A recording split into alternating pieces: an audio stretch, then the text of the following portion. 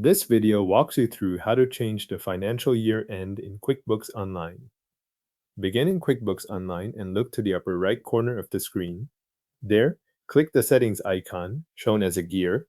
This opens the menu where company-level options are stored, including the area used to update accounting preferences. From the settings menu, move to the Your Company section and select Account and Settings. After you click it, the Account Settings window will open.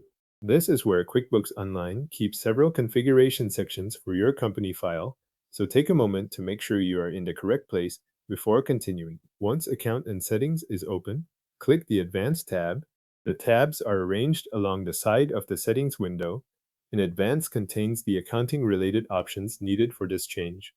When that tab opens, scroll only if needed until you can see the Accounting section. In the Accounting section, click the Edit icon, shown as a pencil.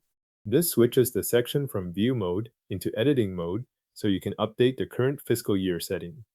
If you do not click the pencil icon first, the dropdown will not be available for changes. Now locate the first month of fiscal year dropdown.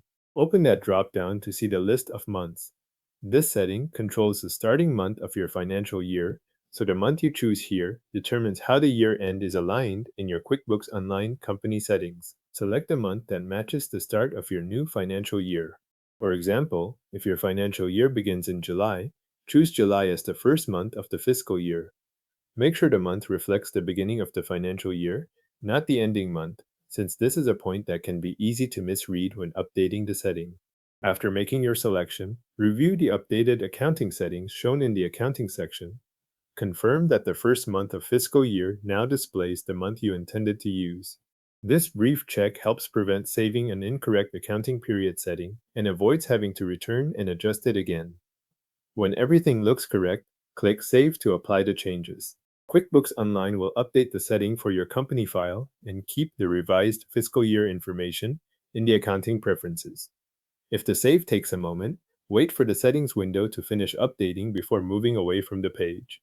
Your QuickBooks Online financial year end has now been updated by changing the first month of the fiscal year.